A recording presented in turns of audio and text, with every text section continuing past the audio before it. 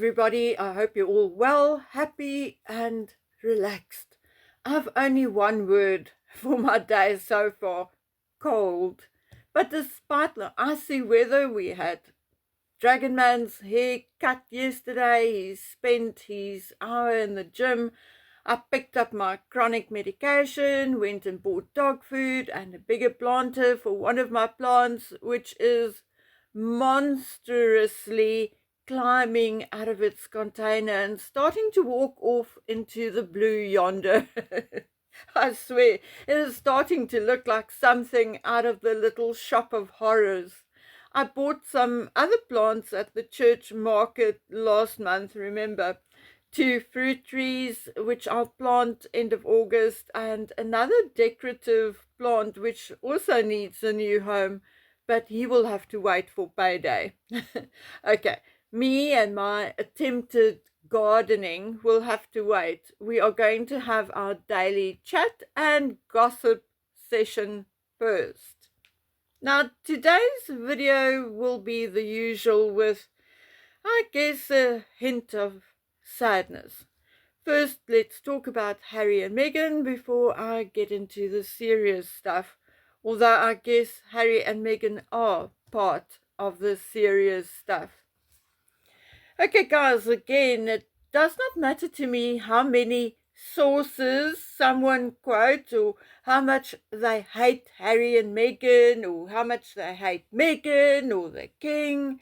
My OCD wants the truth, and because I'm not related to any of the royals, I can compartmentalize everything.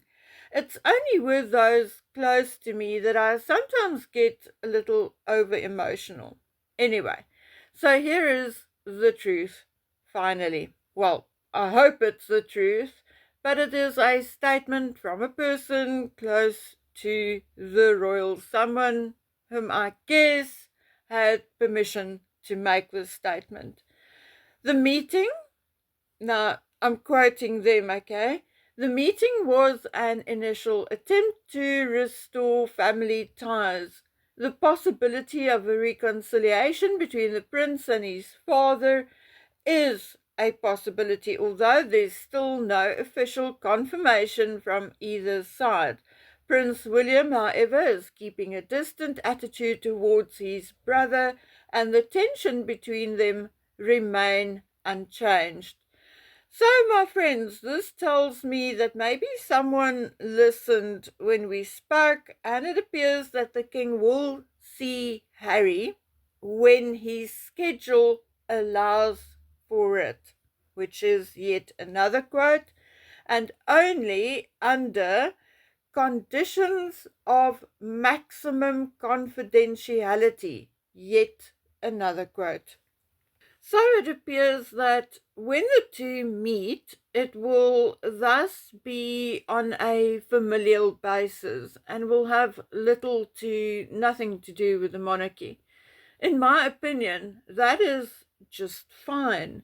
We all said they can reconcile privately, as there is or should be a father and son bond of some kind, or then a facade of one. But as far as I know, 98% of people asked do not want Harry back as a working royal, basically because they no longer trust him.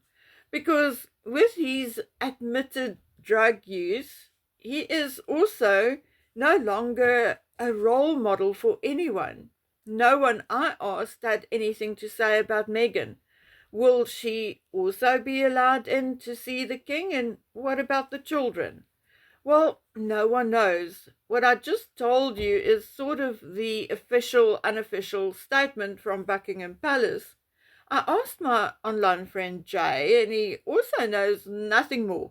It is, however, his guess, just like it is ours, that Harry will see his father in September when he's there for the Well Child Awards. Just like it's our guess, okay? If he hears anything else, he will let me know.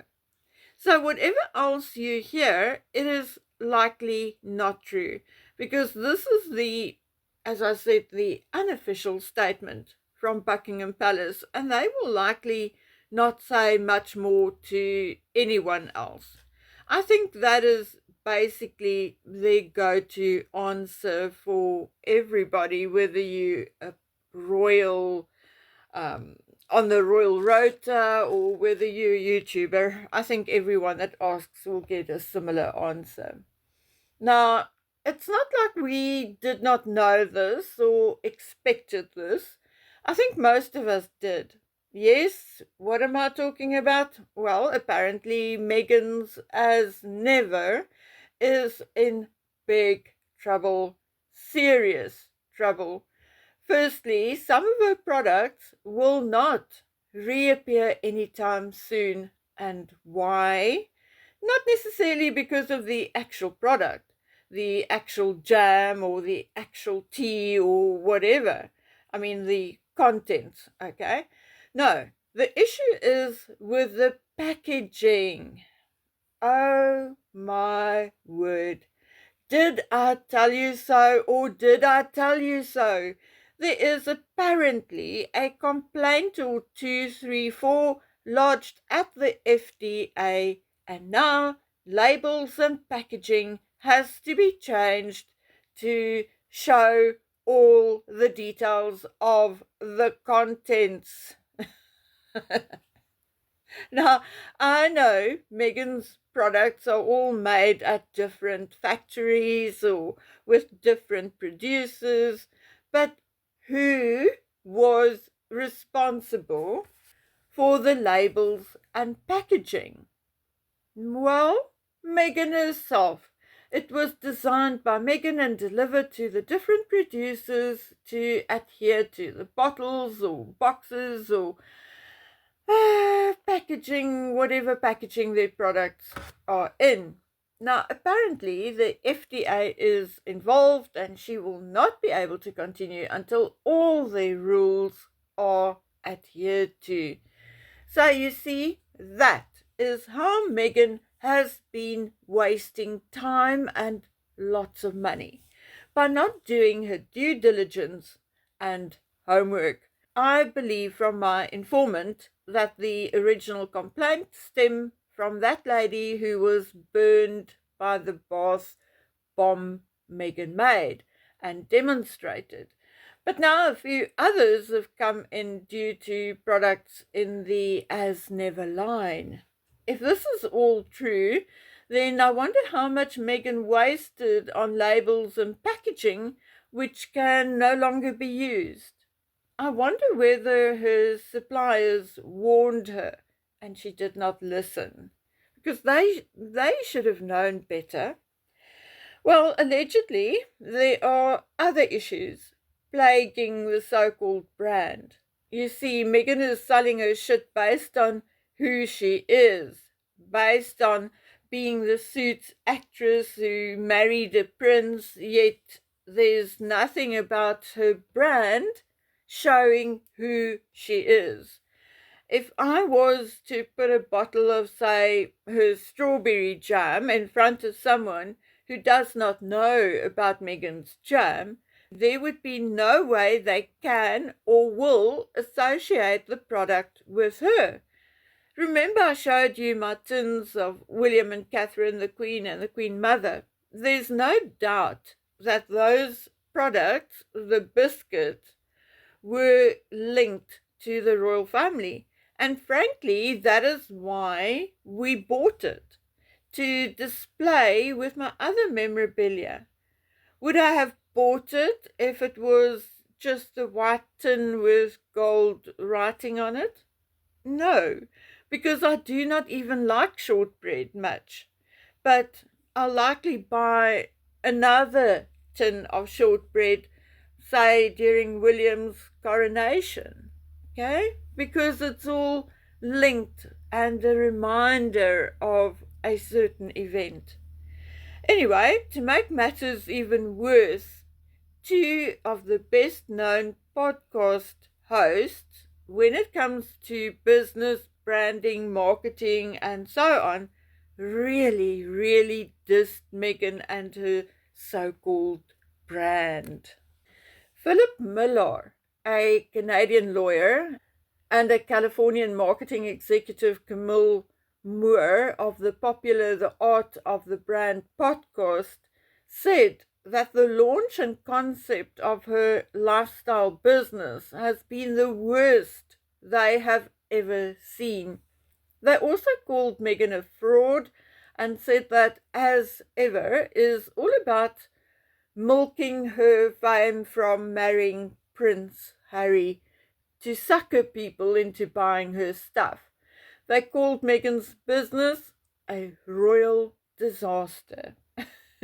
Miller also said that Meghan's brand lacks authenticity because she is pretending to be a domestic goddess and no one really believes it.